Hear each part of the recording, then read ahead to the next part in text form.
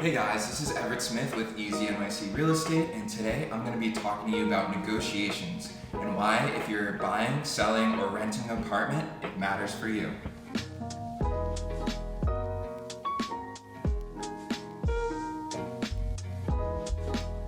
Today I'm here in Bed-Stuy touring a 3-bedroom, 1.5 bath on Lexington Avenue.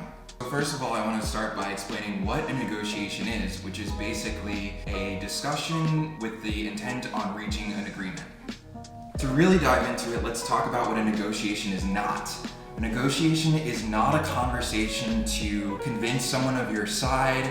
It's not based on lies or the details of how another party feels or any emotions tied into it. It's based on the facts and the details that directly affect the terms of the agreement and the outcome that you're trying to produce. Let's think of a negotiation as a small child. In order to make sure that child grows up as a functioning member of society, you're going to have to give some things, meaning food, water, clothes, some lessons every once in a while, schooling, things like that to help them grow up in the first place. And at the same time, you're also gonna have to take some things away, like maybe they're playing video games too much, or some chemicals, things that could get them sick or worse, basically. It's the same with real estate, where there are so many factors that can help both parties come to an agreement. For example, you could talk about furniture inclusions, additional concessions like 1 month free or amenities free. In some cases, you can talk about closing costs and which side is covering which. Anything in a negotiation is pretty much introduced to help one or both sides feel like they're coming to a deal. Why does all of this matter for you?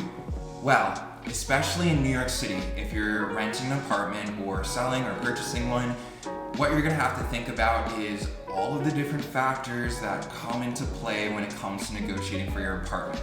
There are thousands, if not millions of dollars involved in these negotiations, and with that being said, you're really going to have to do your best to keep your emotions from getting involved, because like you said, in the example with a small child, it doesn't matter how you feel about what the child is doing. Sometimes you just gotta know what's best for the situation and take care of it in the way that makes the sense most. Now, if you're talking about a homeowner and a place that they raised their entire family, their kids went to college in that home, they lived there for 30 years, all of these things build up and involve emotions and feelings and all of this and that. Stop. Agents are specifically trained to handle negotiations. So if you are engaging with the property on either the buy side or the sale side, the reason why you have an agent on your behalf is because we are trained to talk to them about these every day. And as a third party, we are not directly involved with some of the emotional ties that someone may have to the home. So we can do our best to keep that out of it and keep the facts and the details in. There's one more aspect about negotiations that you always need to consider. Negotiations should never be left to see what the other side is doing.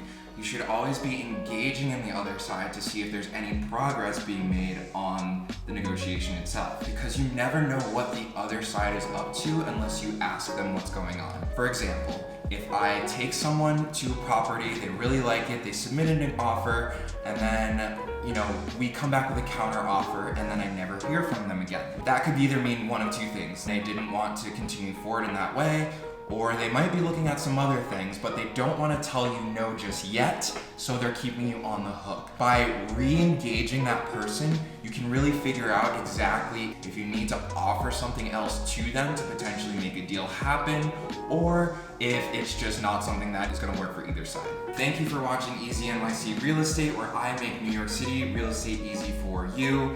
Please like this video and share with another person, and subscribe for even more videos in the future.